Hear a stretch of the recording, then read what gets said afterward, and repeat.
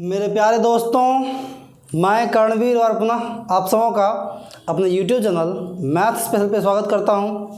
और आज हम लोग कॉम्प्लेक्स नंबर को आगे कंटिन्यू करेंगे। और आज का जो मेन टॉपिक है, आइए शुरू करते हैं हम लोगों का ये टॉपिक, जो कि है कोणांक।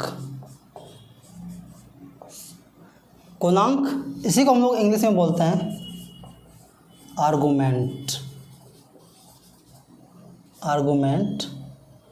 और इसी में कुछ स्पेशल टाइप है, इसको हम लोग बोलते हैं एम्पलीट्यूड, अर्थात आयाम।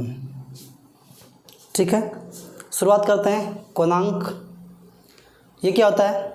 जैसा कि हम लोग पहले पढ़ चुके हैं कि अगर कोई कॉम्प्लेक्स नंबर z है a प्लस आई बी, तो उसका आर्गूमेंट क्या होगा? आइए पहले इसको सीखते हैं। इसको जो डिनोट करते हैं हम लोग, डिनोटेड बाय, इसको कहते हैं हम लोग A R G of Z. देखिए क्या है कि यहाँ पे सिंबल इतना है कि ये चीज़ें आपको समझ में आनी चाहिए। ठीक है, कि क्या क्या चीज़ें, मतलब अगर जेड बार है तो इसका मतलब हम लोग कंजुगेट का बात कर रहे हैं। अगर मॉडुलस लगाया है तो इसका मतलब हम लोग मॉडुलस का बात कर रहे हैं। अगर ए आर जी है तो इसका मतलब हम बात कर रहे हैं इसके आर्गूमेंट का। अगर आर ई लगा हुआ है तो हम लोग बात कर रहे हैं उसके रियल एक्सिस का। अगर आई एम लगा हुआ है तो हम लोग बात कर रहे हैं उसके इमेजनरी एक्सिस का। तो फिलहाल हम लोग आर्गूमेंट निकाल रहे हैं, तो उसको हम लोग A R G of Z के द्वारा इंगित करते हैं। अब ये होता क्या है, आइए इसको हम लोग इसके मीनिंग को भी समझते हैं और इसको भी समझते हैं। तो अगर जेड बराबर ए प्लस आई बी है, इसका मतलब कॉम्प्लेक्स प्लान अगर है, अगर ये कॉम्प्लेक्स प्लान है तो ये इसका रियल एक्सिस हो गया, ये इसका इमेजनरी एक्सिस हो गया। और इस प्लान में, इस कॉम्प्लेक्स प्लान में, इस आर्गेंड प्लान में जेड बराबर ए प्लस आई बी एक पॉइंट होगा। एक पॉइंट कंसीडर कर लिए ए बी। ठीक है, पहले हम लोग ये सब चीज़ें पढ़ चुके हैं। अगर ये एक पॉइंट है ए बी, तो पढ़ चुके हैं कि ये जो लेंथ होता है, ये जो लंबाई होता है, ये इसका मॉडुलस कहलाता है। क्या कहलाता है? मॉडुलस कहलाता है। ठीक है, और ये जो रियल एक्सिस है, पॉजिटिव रियल एक्सिस के साथ इसका जो झुकाव होता है, अर्थात ये जो एंगल होता है, इसी को हम लोग बोलते हैं आर्गूमेंट। इसी को बोलते हैं हम लोग आर्गूमेंट। जैसा कि नाम से ही पता चल रहा है, कोणांक, अर्थात रियल एक्सिस के साथ जो पर्टिकुलर पॉइंट है, जो कोण बनाता है, जो झुकाव है उसके बीच, वो हम लोगों का आर्गूमेंट कहलाता है। जिसे हम लोग मान लीजिए थीटा है। अर्थात आर्गूमेंट है क्या? आर्गूमेंट और एम्पलीट्यूड ये कुछ नहीं है, सिर्फ और सिर्फ एक कोण है, ये एक एंगल है। किसके किसके बीच भाई? Real axis, positive real axis के रेफरेंस में। ठीक है, आइए अगर एंगल है तो थोड़ा सा हम लोग एंगल के बारे में सीख लेते हैं, चीज़ें बिल्कुल समझ में आ जाएंगी आपको बेहतर तरीके से। देखिए एंगल जो होता है वो दो तरह के एंगल होते हैं। अगर ये एक एक्सिस है, तो जो एंटी क्लॉकवाइज डायरेक्शन में से अगर ये एंगल बना, ये पॉइंट था और ये एंगल जब बना होगा तो ये ऐसे घुमा होगा। अर्थात जो रियल एक्सिस, ये जो रियल है, पॉजिटिव रियल एक्सिस, इसके अगर एंटी क्लॉकवाइज, घड़ी के विपरीत दिशा में जो एंगल बनता है उसको हम लोग बोलते हैं पॉजिटिव एंगल। पॉजिटिव एंगल कब बनेगा भाई? जब वो एंटी क्लॉकवाइज में बने। एंटी क्लॉकवाइज डायरेक्शन में। एंटी क्लॉकवाइज मतलब घड़ी के विपरीत दिशा में जो एंगल बनता है उसको हम लोग बोलते हैं पॉजिटिव एंगल। और घड़ी के दिशा में जो बनता है, ये एंगल बना, इसको हम लोग बोलते हैं निगेटिव एंगल। निगेटिव एंगल, ठीक है, समझ में आ जाएगी आपको बातें। नेगेटिव एंगल कब बनेगा भाई? नेगेटिव एंगल बनेगा जब हम लोग क्लॉकवाइज डायरेक्शन में जो एंगल बनता है उसको हम लोग नेगेटिव एंगल बोलते हैं, और एंटी क्लॉकवाइज डायरेक्शन में जो बोलते हैं, मतलब जो भी एंगल बनता है वो उसका पॉजिटिव एंगल बनता है। ठीक है, क्योंकि इसी को रेफरेंस लेते हुए हम लोग आगे आर्गूमेंट्स को निकालेंगे। ठीक है, मुझे उम्मीद है ये चीज़ें आपको समझ में आ गई, पहले से आप लोग जान भी रहे हैं। तो ये जो देखिए, अगर ये एंगल है तो ये real axis, positive real axis के रेफरेंस में ये एक एंटी क्लॉकवाइज डायरेक्शन में एक कोण बन रहा है, और ये कोण ही हम लोगों का आर्गूमेंट कहलाता है। क्या कहलाता है? आर्गूमेंट कहलाता है। ठीक है, एक बार हम लोग इसके डेफिनेशन का बात कर देते हैं कि कोणांक का डेफिनेशन क्या होता है। Angle of O z in positive direction of real axis is called argument और एम्पलीट्यूड। एम्पलीट्यूड इसमें से क्या होता है वो अभी डिस्कस करेंगे।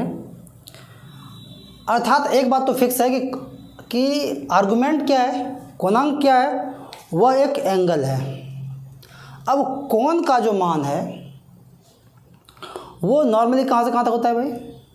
अगर मैं एक सर्कल, एक पॉइंट पे बात करूँ, ठीक है, एक पॉइंट पे अगर मैं बात करूँ तो 0 से अगर शुरू होता है, ये 0 से होते यहाँ तक 90 पहुँच गया, फिर यहाँ से 180 पहुँच गया, फिर यहाँ से 270 पहुँच गया, और ये यहाँ से फिर से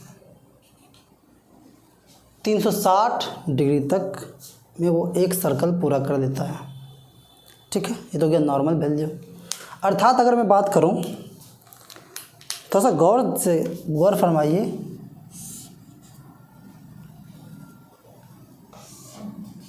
चीज़ें आपको बिल्कुल समझ में आ जाएंगी। अलग अलग क्वाड्रेंट में मैंने कुछ एंगल्स खींचे हैं। नॉर्मली जो कोण का मान होता है, जनरल वैल्यू जो होता है, वह 0 डिग्री से लेके और 2 पाई तक जाता है। अर्थात 0 डिग्री से लेके 360 डिग्री तक जाता है। ठीक है, जैसे यहाँ देखिए, ये एक एंगल है। ठीक है, यहाँ से देखिए, ये एक एंगल है। इसका जो वैल्यू होगा वो 90 से कम होगा, इसका जो वैल्यू होगा 90 से ज़्यादा, और 180 से कम होगा। पॉजिटिव डायरेक्शन में ये एक एंगल है, पॉजिटिव डायरेक्शन में ये भी एक एंगल है। अर्थात अगर मैं बात करूँ नॉर्मल वे में, तो कोण जो है वह 0 डिग्री से लेके 360 डिग्री तक हम लोग लेते हैं। ठीक है, ये अलग अलग फिगर में इस बात को इंगित कर रहा है। ये 90 डिग्री से छोटा होगा, ये 90 डिग्री से बड़ा होगा लेकिन 180 से छोटा होगा, ये 180 से बड़ा है लेकिन 270 से छोटा है, और वो 270 से बड़ा है बट 360 से छोटा है। ठीक है, अगर देखिए किसी भी एंगल को हम लोग 2 तरीके से रिप्रेजेंट कर सकते हैं। ये तो क्या पॉजिटिव डायरेक्शन में, लेकिन ये जो है ये एंगल इसके नेगेटिव डायरेक्शन में है। ये एंगल नेगेटिव डायरेक्शन में है, ये एंगल नेगेटिव डायरेक्शन है, और ये एंगल नेगेटिव डायरेक्शन में है। थोड़ा समझने की कोशिश कीजिए, क्योंकि यहाँ विद्यार्थी को ज़्यादा कन्फ्यूजन भी होता है, इसलिए मैं कोशिश करता हूँ कि चीज़ें आपको बेहतर तरीके से समझ में आए। ठीक है, यानी कोण का जो वैल्यू है वो नॉर्मली 0 डिग्री से लेकर 2 पाई तक जाता है, जो कि हम लोग इस फिगर में देखें, और ये इसका जनरल वे है, जनरल एंगल, जनरल आर्गूमेंट या जनरल एंगल। लेकिन हम लोग जो आर्गूमेंट बनाते हैं, हम लोग जो आर्गूमेंट लेंगे, हम लोग जो एम्पलीट्यूड लेंगे, वह एक फिक्स, मतलब हम लोग ये तय करते हैं कि उसका मान 180 से ज़्यादा बड़ा नहीं होना चाहिए। अर्थात मेरा जो प्रिंसिपल वैल्यू है जिसके बीच की ये वैरी करता है वो है, यहाँ पे मैं लिख देता हूँ, यहाँ दिखाई दे रहा है ना जी, principal value of argument, principal value जो है थीटा का, दिखाई दे रहा है ना, थीटा का जो प्रिंसिपल वैल्यू है वो कहाँ से कहाँ तक होता है भाई, माइनस पाई से बड़ा होता है और पाई तक होता है। हम लोग ये सुनिश्चित किए कि ये जो है ये इसका प्रिंसिपल वैल्यू है, किसका भाई, आर्गुमेंट का जो प्रिंसिपल वैल्यू है वो कहाँ से कहाँ तक लेंगे, माइनस पाई से बड़ा और पाई के बराबर या उससे छोटा। अब आइए अब उसी चीज़ को हम लोग देखते हैं।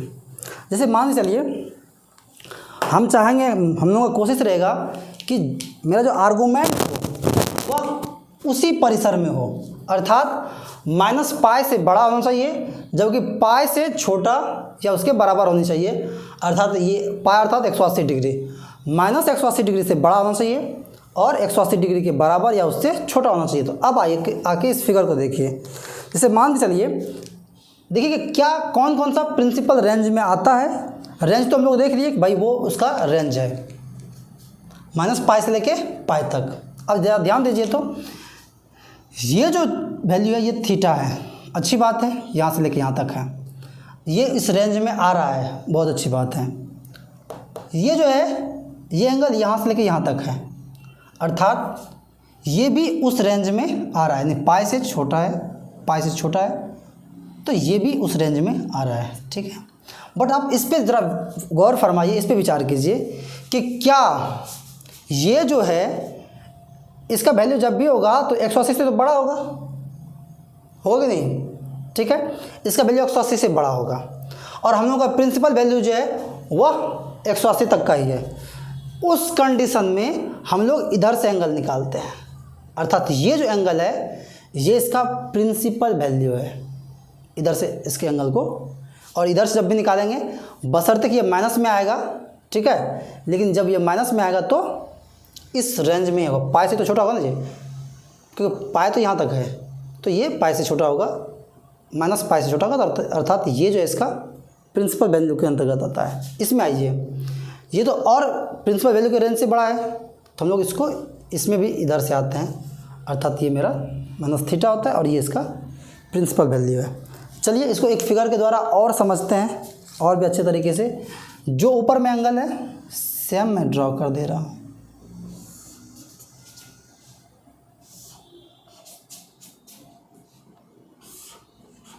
ठीक है। अब मैं जब बात करता हूँ प्रिंसिपल वैल्यू का, तो इसका वैल्यू तो भाई यही होगा, इसका वैल्यू यही होगा, बट चूंकि इसका वैल्यू ये तो पाई से ज़्यादा हो जाता है, इसलिए हम लोग इसको इधर से ही मेज़र कर लेते हैं। इसका प्रिंसिपल वैल्यू ये हो जाएगा और इसका प्रिंसिपल वैल्यू ये हो जाएगा। कोई दिक्कत? मुझे उम्मीद है कि ये चीज़ें आपको समझ में आ रही होंगी, ठीक है। अब मैं बात कर लेता हूँ, यहीं पे बात कर लेता हूँ कि ये जो है ये मतलब फर्स्ट क्वाड्रेंट में और सेकंड क्वाड्रेंट में जो थीटा का मान है, देखिए पॉजिटिव है। क्या है भाई? फर्स्ट क्वाड्रेंट और सेकंड क्वाड्रेंट में थीटा का जो मान होगा वो पॉजिटिव होगा, जबकि थर्ड क्वाड्रेंट में और फोर्थ क्वाड्रेंट में, चूँकि क्लॉकवाइज वो एंगल बन रहा है, इसका मतलब है वो थीटा का मान जो होगा वो निगेटिव होगा, ठीक है। ध्यान देने की बात है। चलिए आइए हम लोग यहीं पे एक चीज़ें और भी फटाफट समझ लेते हैं। ये चीज़ें आपको समझ में आ गई, इसको एक या दो बार आप फिर से इसको देखिए तो आपको चीज़ें और बेहतर तरीके से समझ में आएंगी। चलिए, अगर थीटा का value, if theta lies in first quadrant, first quadrant, तब तो हम लोग का जो आर्गुमेंट है, आर्गुमेंट ऑफ जेड, ये थीटा ही हो जाएगा।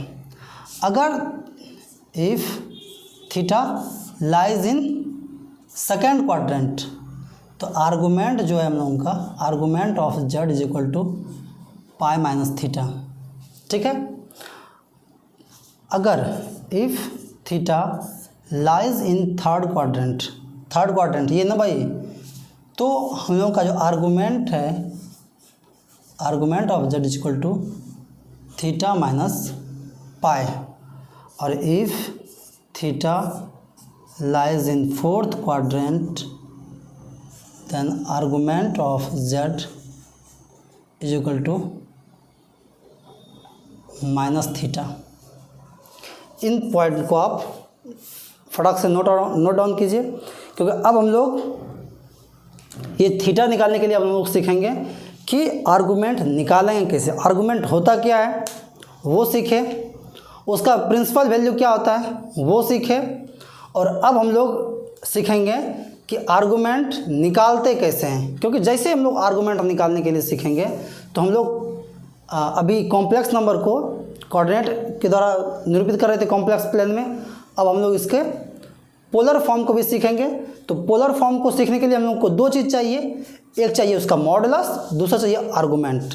आर्गूमेंट क्या होता है वो हम लोग अभी जस्ट क्लियर किए हैं, और अब हम लोग इसको निकालेंगे कैसे, आइए सीखते हैं कि आर्गूमेंट को कैसे निकालते हैं। ठीक है, हम लोग सीखते हैं कि how to evaluate argument of a complex number, कि किसी भी कॉम्प्लेक्स नंबर का, किसी भी सम्मिश्र संख्या का पूर्णांक हम लोग कैसे निकालते हैं। ठीक है, तो आइए हम लोग इसको कोशिश करते हैं फटाफट सीखने का, क्योंकि ये वीडियो काफ़ी लंबा हो गया है, चीज़ें बहुत सारी है और अब आपको बिल्कुल आसानी से समझ में आएगा।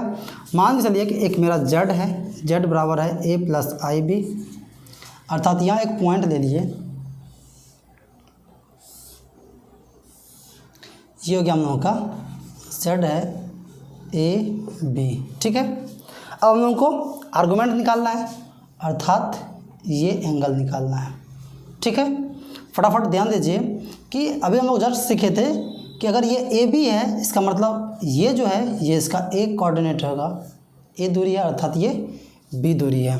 ठीक है, और ये जेड है, ये ओ है, यहाँ पे आप एम रख लीजिए। ठीक है, अर्थात ओ जेड एम। अच्छा देखिए, ये एक ट्रिंगल है ना, ये एक त्रिभुज है और राइट एंगल ट्रिंगल है, समकोण त्रिभुज है। ठीक है, हमको ये कोण चाहिए। ठीक है, और हमको ये साइड और ये साइड दिया हुआ है, तो सबसे पहले जो हम लोग करेंगे वो क्या करेंगे वो बता। मान के लिए ये है लंब और ये है आधार, अगर ये थीटा है तो लंब और आधार के बीच क्या चीज़ दर्शाता है भाई, टेन थीटा। टेन थीटा बराबर क्या हो जाएगा भाई, लंब बटे आधार, अर्थात बी बटे ए। सबसे पहले हम लोग टेन थीटा निकाल लेंगे, यहाँ से हम लोग को क्या मिल जाएगा, यहाँ से मिल जाएगा थीटा। अब ये तो ज़रूरी नहीं कि चूँकि ये फर्स्ट क्वाड्रेंट का था ना जी, लेकिन ज़रूरी नहीं कि सारा कॉम्प्लेक्स नंबर फर्स्ट क्वाड्रेंट में हो सकता है वो सेकंड क्वाड्रेंट में हो सकता है वो थर्ड क्वाड्रेंट में हो सकता है वो फोर्थ क्वाड्रेंट में हो। अर्थात जब हम लोग पहला स्टेप जो था वहाँ से हम लोग थीटा निकाल देंगे, ये था स्टेप फर्स्ट। स्टेप सेकंड में क्या करेंगे भाई, स्टेप सेकंड में हम लोग क्या करेंगे, उसके क्वाड्रेंट को दर्शाएंगे, लोकेट द क्वाड्रेंट। वो किस क्वाड्रेंट में है, फर्स्ट क्वाड्रेंट में है, सेकंड क्वाड्रेंट में, थर्ड क्वाड्रेंट में, फोर्थ क्वाड्रेंट में। अगर फर्स्ट क्वाड्रेंट में है तो जो थीटा का वैल्यू निकलेगा वही उसका आर्गूमेंट हो जाएगा। ठीक है, अगर सेकंड क्वाड्रेंट में है, अगर ये थीटा निकला, यहाँ जो थीटा होगा भाई तो इसका आर्गूमेंट हो जाएगा। लेकिन जैसे सेकंड में आएगा तो हम लोग को क्या करना पड़ेगा, पाई माइनस थीटा करना पड़ेगा। जो थीटा निकलेगा उसको पाई में से घटा देंगे तो हम लोग को आर्गूमेंट निकल जाएगा। ठीक है, अगर थर्ड में आ गया, अगर इसमें आ गया तो हमको पाई माइनस थीटा माइनस पाई करना पड़ेगा। क्या करना पड़ेगा भाई, थीटा माइनस पाई। और अगर फोर्थ क्वाड्रेंट में आ गया तो ये माइनस थीटा आ जाएगा। कोई दिक्कत, ये चीज़ें आपको समझ में आ गई होंगी। आइए एक एग्जांपल के द्वारा हम लोग समझते हैं।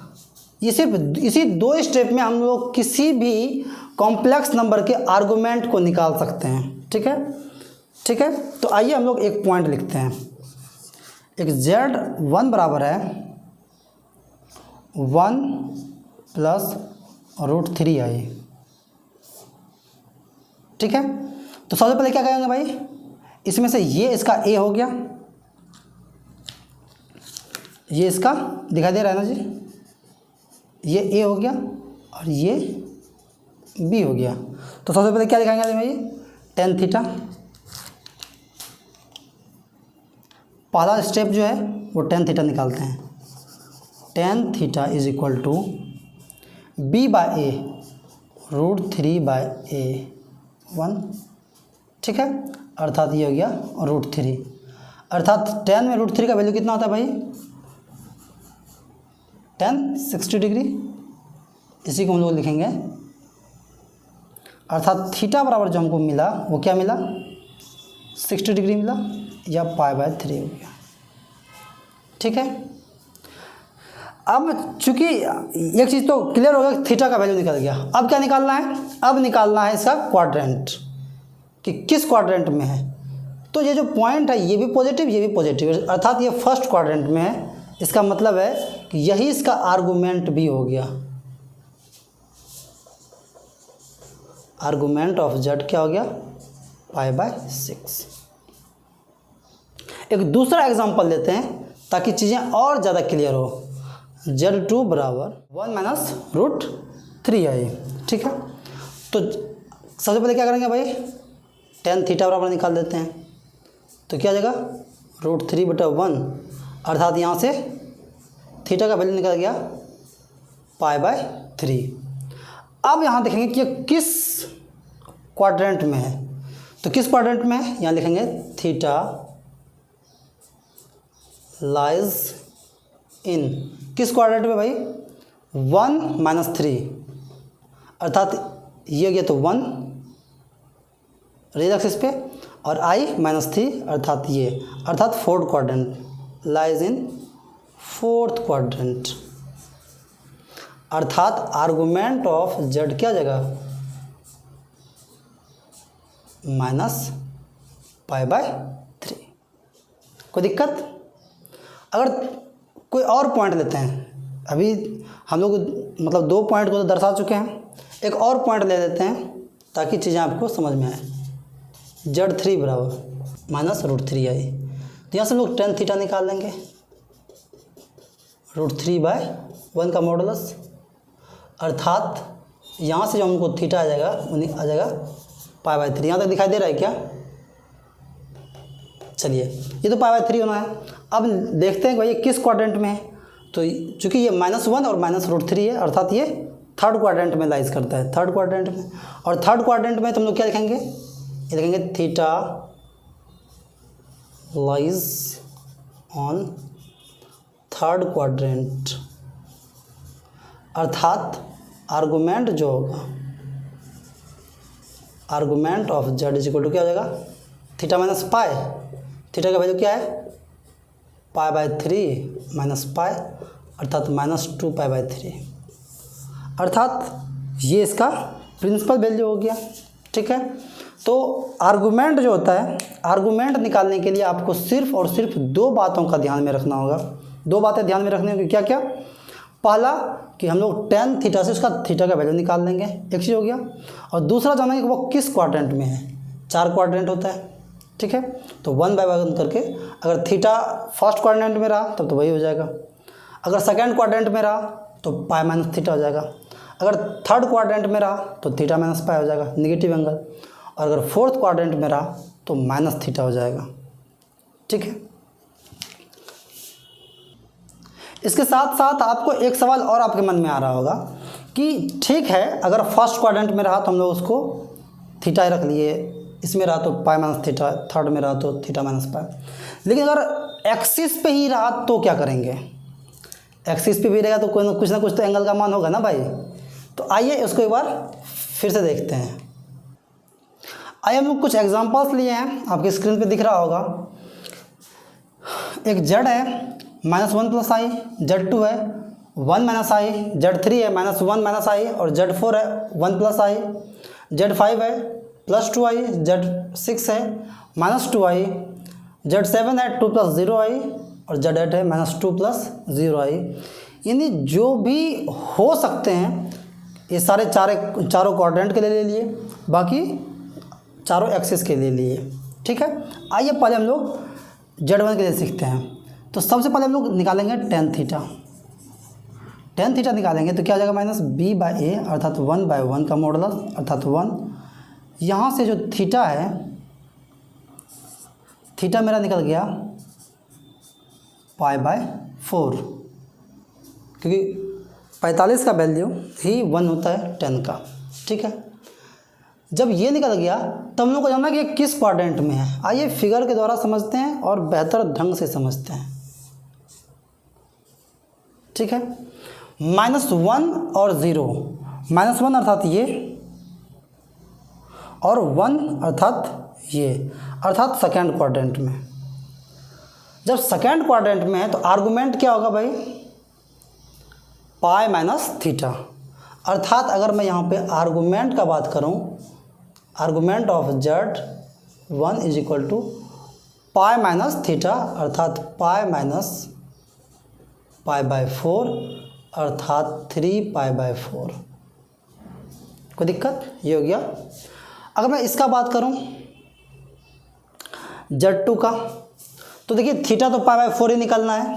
मैं सिर्फ क्वाड्रेंट समझाने की कोशिश कर रहा हूं कि ये जो क्वाड्रेंट है वो थर्ड क्वाड्रेंट होगा, और जब थीटा थर्ड क्वाड्रेंट में होगा, ठीक है, यहाँ पे इसलिए आप लिख दिया theta lies in second quadrant.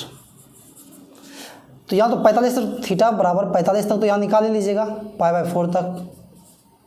यहाँ लिखना पड़ेगा क्या, theta lies in fourth quadrant में लाइज करेगा, अर्थात argument of Z is equal to -π/4।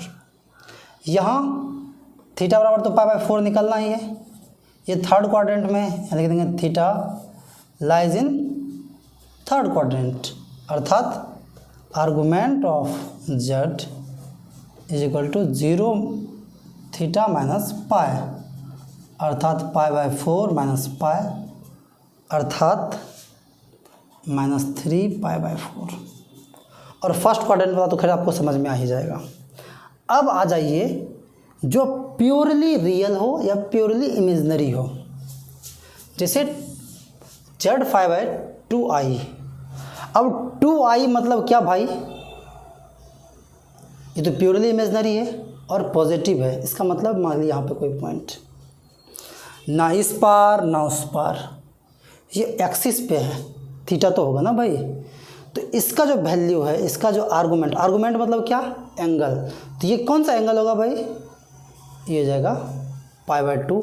आपको कुछ भी करने का कोई ज़रूरत नहीं है, ठीक है। जैसे ये है -2i यहाँ होगा भाई, ठीक है। तो हम लोग सीखे हैं कि इसका जो प्रिंसिपल वैल्यू होता है वो -π से बड़ा बट पाई के बराबर या पाई से छोटा, अर्थात इसका हम लोग यहाँ से मतलब मेज़र करते हैं, पहले भी पढ़ चुके हैं हम लोग, अर्थात ये क्या हो गया -π/2। अब दूसरा है 2 + 0i, अर्थात यहाँ पे ही कोई पॉइंट होगा रियल एक्सिस पे, तो पॉजिटिव रियल एक्सिस है तो इसका क्या हो जाएगा 0 डिग्री, और अगर नेगेटिव है, अगर इस साइड है तो क्या हो जाएगा पाई। मुझे उम्मीद है कि चीज़ें आपको समझ में आ गई होंगी। अर्थात कोई भी कॉम्प्लेक्स नंबर है, अगर वो एक्सिस में है, मतलब अगर वो क्वाड्रेंट में है, तो आपको बिल्कुल इसमें तो खैर कोई सोचना ही नहीं है। हाँ, अगर इमेजनरी है तो आपको बनाना ही नहीं, इमेजनरी है। अगर रियल, प्योरली रियल है, प्योरली अगर रियल है तो उसका दो वैल्यू हो सकता है, या तो 0 होगा या फिर पाई होगा। 0 कब होगा, जब वो पॉजिटिव मतलब एक्सिस पे होगा, पॉजिटिव रियल पे होगा। पाई कब होगा, जब वो नेगेटिव में होगा। अब अगर मैं इमेजनरी का बात करूं तो π/2 कब होगा, जब वो इमेजनरी में पॉजिटिव इमेजनरी नंबर होगा। और अगर वो -π/2 कब होगा, इसे मान चलिए यही ना फिगर हम लोग देख रहे थे जी, यहाँ से लेके यहाँ तक, अगर इस एक्सिस पे है, यहाँ से लेके यहाँ तक में अगर इस एक्सिस पे है तो इसको हम लोग π/2 कहेंगे। यहाँ से यहाँ तक रहेगा तो इसको हम लोग -π/2। अगर ये पॉजिटिव रियल वाला तो या तो यहाँ होगा या फिर यहाँ होगा। अगर नेगेटिव मतलब रियल पे है तो ये इसका थीटा का वैल्यू या आर्गूमेंट जो है वो पाई हो जाएगा, और अगर इसी पॉइंट पे है तो उसका वैल्यू 0 डिग्री हो जाएगा। ठीक है, तो ये था आर्गूमेंट। मुझे उम्मीद है कि ये चीज़ें आपको बिल्कुल समझ में आ गई होंगी। तो इस क्लास में हम लोग बहुत सारी चीज़ों के बारे में सीखे। जैसे अभी अब तक हम लोग किसी भी पॉइंट को प्लेन में रिप्रेजेंट करने के लिए सीख चुके हैं, किसी भी कॉम्प्लेक्स नंबर का मॉडुलस निकालने के लिए सीख चुके हैं कि मॉडुलस क्या होता है, उसको निकालते कैसे हैं, उसका कंजुगेट निकालने सीख चुके हैं कि संयुग्मिक निकालते कैसे हैं, उसका प्रॉपर्टीज़ क्या है और वो होता क्या है। उसके बाद हम लोग आर्गूमेंट या एम्पलीट्यूड निकालने सीख चुके हैं कि वो होता क्या है और उसको निकालते कैसे हैं। तो इन सारे चीज़ों को हम लोग आगे आने वाले सवाल में हम लोग इसको यूज़ करेंगे और आगे सवालों को सॉल्व करेंगे। तो मुझे उम्मीद है कि ये चीज़ें आपको बिल्कुल समझ में आ गई होंगी। ठीक है, बावजूद इसके अगर आपको कोई दिक्कत है तो आप मुझे कमेंट करें, मैं उसको यथासंभव होगा तो उसका सॉल्यूशन देने का कोशिश करूँगा।